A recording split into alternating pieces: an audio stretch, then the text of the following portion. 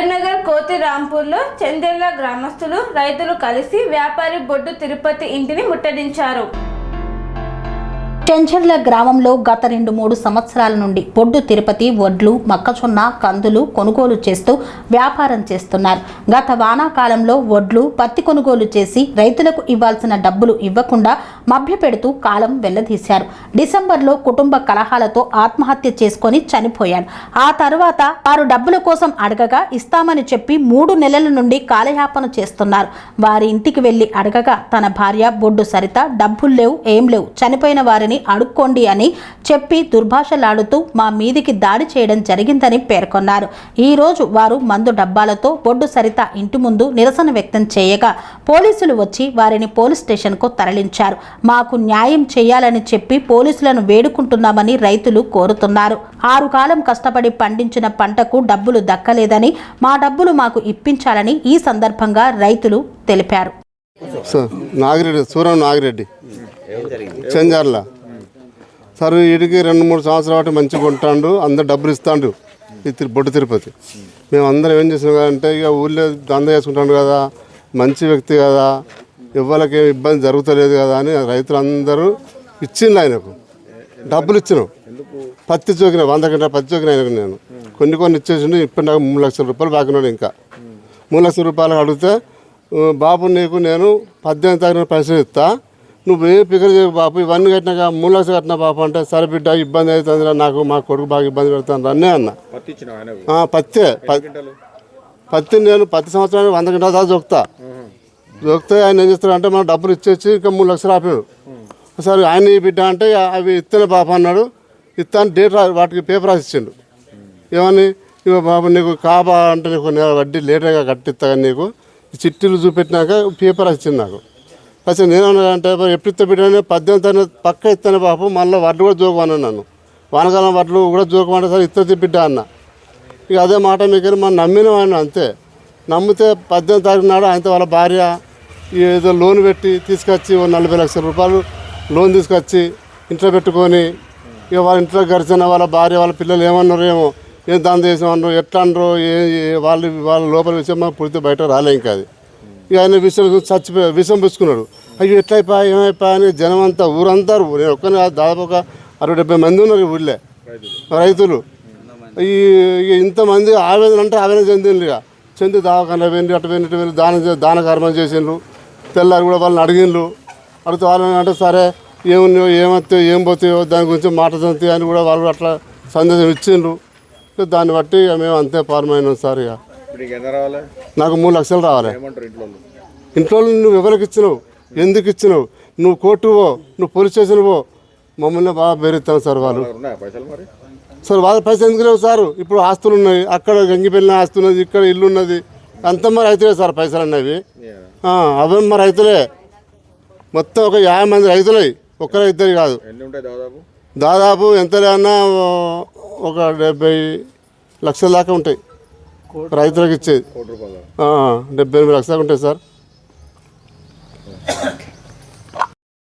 మాది సామనపల్లి గ్రామము. అయితే నేను ఇక్కడ ఆడ 12 ఇక్కడ మాది మార్కెట్లో పూల దుకాణంలో పని చేసుకుంటున్నా సారు. ఆ ఛాయ్ అక్కడ పరిచయం అయిండు. ఇక మంచోని లెక్కనే మెదిరిండు. ఇట్లా మా మామ మంచిగా లేడు, నేను నెల వరకు ఇస్తా 8 లక్షల రూపాయలు చూడు అంటే చూసి ఇచ్చినాక మళ్ళీ ఒక రైతులకు గట్టాలి అది కానీ మళ్ళీ 1,75,000 తీసుకున్నాడు. మళ్ళీ నేను ఇంటికాడ మేక పిల్లలు చదువుకుంటే అవి కూడా వేసుకొచ్చుకున్నాడు. అవి పేపర్ విన్నే రాసిండు. మొన్న దసరా పండుగ ముందట కూడా పిల్లలకు బట్టలు కొనాలి, కొనపోతే ఇబ్బంది పెడతారని 10,000 దుకాణం కాడ ఇప్పించిన సారు. అవి నా పైసలు కూడా కాదు, నేను బతుకుడే గండ ఉంది, ఒక్కంచెలు తేవాలి. ఆమెను అడుగుతానేమో సచిన్ నడకపోర్రి మాకు ఇచ్చిర్రు అది అని ఒకనాడు వచ్చి అడిగితే కొట్ట వచ్చిర్రు. సరిత బిడ్డలు వాళ్ళ అత్త గిట్ట. ఇక ఏమైనా కానీ సచిన్ నడుకోరు, సచిన్ నడుకోరు, మేమే సత్తాం సారు, వాళ్ళే బతకని. మరి ఏం చెప్తాం? రైతును కాదు, అప్పిచ్చిన తిప్పర్తి రాజమణి సామనపల్లి. చెప్తా. నా పేరు ముత్యాల శ్రీనివాసరెడ్డి, మాది చెంజర్ల గ్రామం. నేను గత 4 సంవత్సరాల నుంచి బొడ్డు తిరుపతి అనేటైనా నా సరుకు దొక్కుతాడు. నేను కౌలుకి ఇచ్చుకుంటాను నా భూమి. కౌలుదారి దగ్గర మాట్లాడి తిరుపతికి ఇవ్వమని చెప్పిన ప్రతి సంవత్సరం ఇస్తుండే, డబ్బులు ఇస్తుండే, తీసుకుంటుండే. గత పోయిన డిసెంబర్ నుండి ఏదైతే 2024 డిసెంబర్లో ఏదైతున్నదో రెడ్డి సాబ్ నా పైసలు ఇట్లా ఇరిగిపోయినాయి, ఆడ ఆగిపోయినాయి, మరి ఎట్లా ఏం చేస్తాం అనేది నాకు ఒక కాగితం సుతా రాసిచ్చిండు.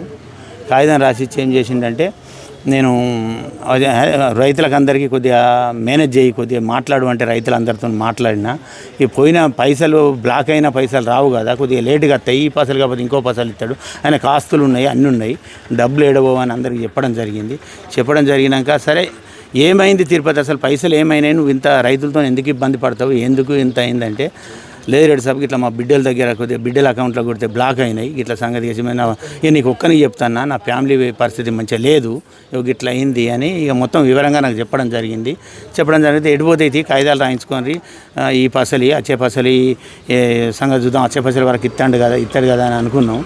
మళ్ళా మొన్న ఏదైతున్నదో 2025 అది 8 నెలల మళ్ళా సరుకు కోసం మరి ఇచ్చుడా ఊకునుడా అనే ఆలోచన రైతులు అడిగితే, మనం ఇవ్వకపోతే కరెక్ట్ కాదు కదా, అందులోనే బేరం చేసిండు కదా, మీ కాగితాలు రాసేసింది కదా, మీ డబ్బులు ఏడబోవు, ఏది అవుతున్నదో ఇయ్యి ఎడిగిపోతాయి, ఆస్తులు ఉన్నాయి కదా, ఎందుకు అనవసరంగా. మంచి వ్యక్తి, కానీ తిరుపతి మంచి వ్యక్తి అనేది ఒక టాక్ ఉంది, కానీ ఆయన పైసలు పోయినాయి. ఆయన పైసలు పోయినాక తర్వాత ఇక ఆయన బాగా నర్మస్ అయ్యిండు. 2-3 నెలల నుంచి బాగా నర్మస్, అదే డిసెంబర్, జనవరి, ఫిబ్రవరి, మార్చి నుంచి మొత్తం మనిషి అనేటప్పుడు నర్మస్ అయ్యిండు.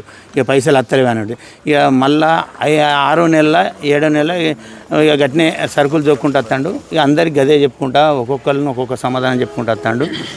లాస్ట్ విషయం ఏమైందంటే 2025 8-9వ నెలల నేను ఇల్లు మార్టిగేట్ చేస్తానా, అందరు డబ్బులు ఇస్తా రెడ్డి సాబ్ అని అన్నాడు. ఇది 2018 నాడు ఇల్లు మార్టిగేట్ డబ్బులు వచ్చినాయని అన్నాడు. నేను రేపు పొద్దుగాల 20వ తారీఖు నాడు అందరికి ఇస్తా రెడ్డి సాబ్ అన్నాడు. వాస్తవానికి వచ్చినాయని తెలిసింది. ఫ్యామిలీ గొడవలు ఉన్నాయి.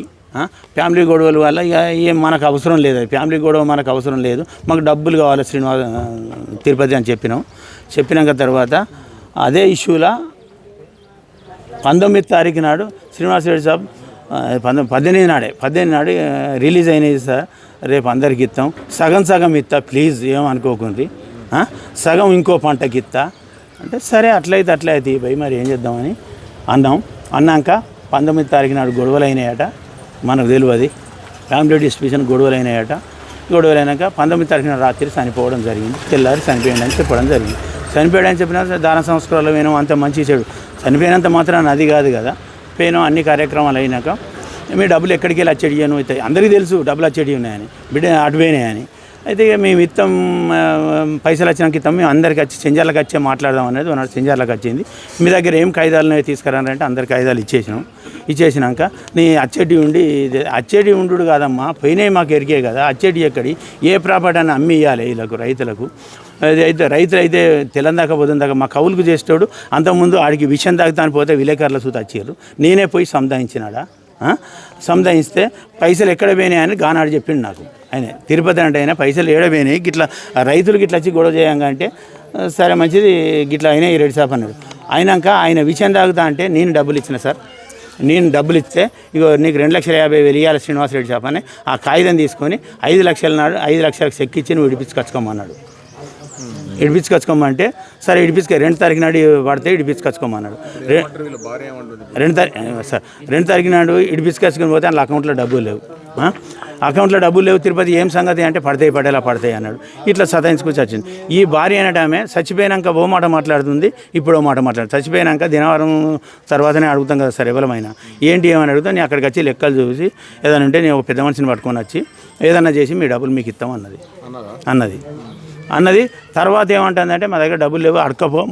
మొన్న నేను సుధా వీళ్ళతో పోయినా అక్కడ వాళ్ళ తల్లిగారి ఇంటికాడ ఉంటే శ్రీనివాసరెడ్డి గారు చేస్తాండి ఇదంతా. శ్రీనివాసరెడ్డి అంటే మా పైసలు పుక్యానికి వస్తున్నాయా, శ్రీనివాసరెడ్డి ఇష్టం వచ్చినట్టు మాట్లాడుతుంది. ఆమె మాటలు కరెక్ట్ రాని అమ్మ, మా డబ్బులు మీద అకౌంట్లలో ఉన్నాయి, మీ అకౌంట్లో అయితే మానకొండ పోయినసారి పిటిషన్ ఇచ్చాం, మానకొండ పిటిషన్ ఇస్తే ఆమె ఏమంటుందంటే మా దగ్గర డబ్బులు లేవు అకౌంట్లో అన్నది. అమ్మ అకౌంట్లో డబ్బులు లేకపోతే అకౌంట్ నెంబర్ తీసుకురా, స్టేట్మెంట్ తీసుకురా, వాళ్ళ స్టేట్మెంట్స్ అకౌంట్లో పడితే స్టేట్మెంట్ తీసుకొస్తారని సిఐ గారు అనడం జరిగింది.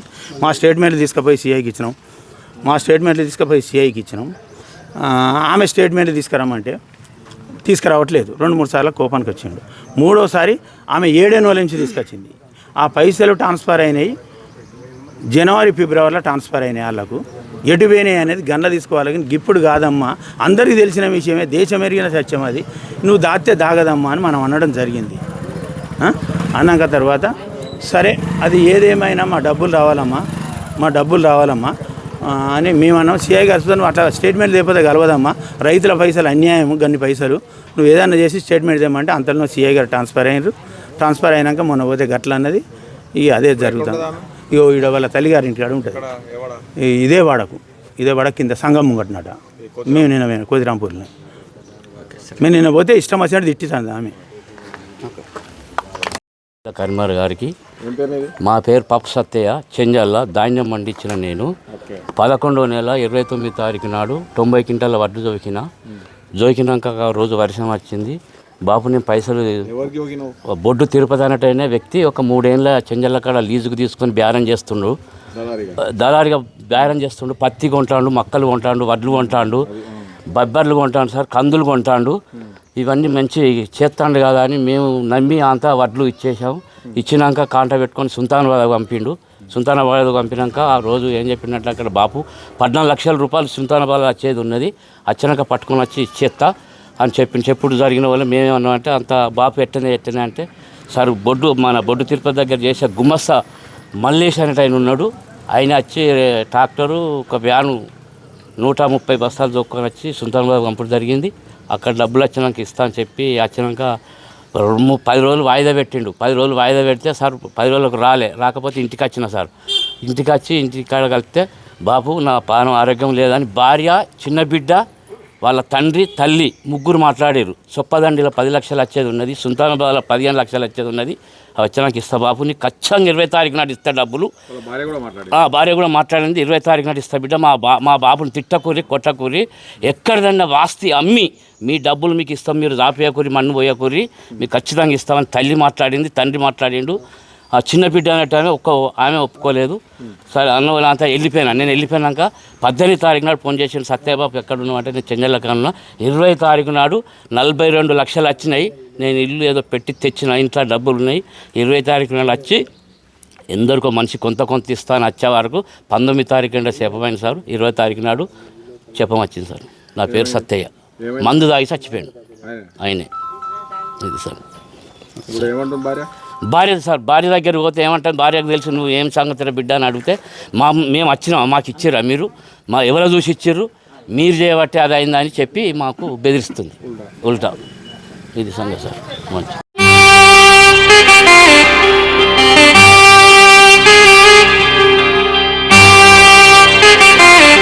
శ్రీ సమ్మక్క సారక్క జ్యోతిష్యాలయం శ్రీ సమ్మక్క సారక్క దేవతల ఆరాధనతో మంత్రసిద్ధి, వాక్సిద్ధి పొందిన కోయ గురువు పి లక్ష్మణ్ రాజ్ గురూజీ.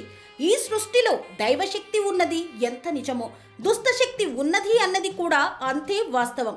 మనకు తెలియకుండానే మన చుట్టూ దుష్టశక్తులు తిరుగుతుంటాయి. మనమంటే గిట్టని వారు, మన ఎదుగుదల నచ్చని వారు మనపై ఎన్నో ప్రయోగాలు చేస్తుంటారు. ఈ ప్రయోగాల వల్ల మనశ్శాంతి కరువవుతుంది, లక్ష్మీ కటాక్షం దూరమవుతుంది, ఎదుగుదల ఆగిపోతుంది, ఆస్తులు చేజారుతుంటాయి, కుటుంబ కలహాలు చోటు చేసుకుంటాయి, రోడ్డు ప్రమాదాలు జరుగుతుంటాయి, ఆరోగ్య సమస్యలు రావడం, పెళ్లి సంబంధాలు కుదరకపోవడం, వివాహ బంధంలో బీటలు భారడం వంటి అనేక ఇబ్బందులకు గురవుతుంటారు. దుష్ట శక్తుల ప్రభావం నుండి బయటపడడానికి, ఉద్యోగాన్ని పొందడానికి, ఉద్యోగ ఉన్నతికి, వ్యాపార అభివృద్ధికి, కోర్టు సమస్యల పరిష్కారానికి, రాజకీయ ఎదుగుదలకు, వ్యవసాయంలో మేటి దిగుబడి కోసం, పిల్లల భవిష్యత్తు ఉజ్వలంగా ఉండేందుకు ఒక్కసారి మీరు శ్రీ సమ్మక్క సారక్క జ్యోతిష్య ఆలయాన్ని సందర్శించండి. లక్ష్మణ్ రాజు గురూజీని కలవండి. మీ జీవితంలో ఉన్న సమస్త సమస్యలకు పరిష్కారం దొరుకుతుంది. నరఘోష, నాగదోషం, బాలగ్రహ దోషాలు, లక్ష్మీ కటాక్షం కోసం, ఆర్థిక అభివృద్ధి కోసం, కనుదిష్టి ప్రభావం, చెడు ప్రయోగాల నివారణ కోసం శక్తి పూజలు చేసి శాశ్వత పరిష్కారం చూపుతూ యంత్రాలు ఇవ్వబడును. అంతేకాక సంతాన ప్రాప్తి కొరకు, సర్వరోగ నివారణ కొరకు వన మూలికలతో మూలికా వైద్యం చేయబడును. సమస్య ఏదైనా పరిష్కారం మా వద్ద లభించును.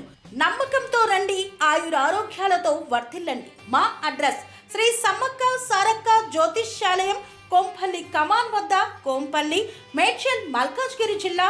సంప్రదించవలసిన ఫోన్ నంబర్ 6369684174.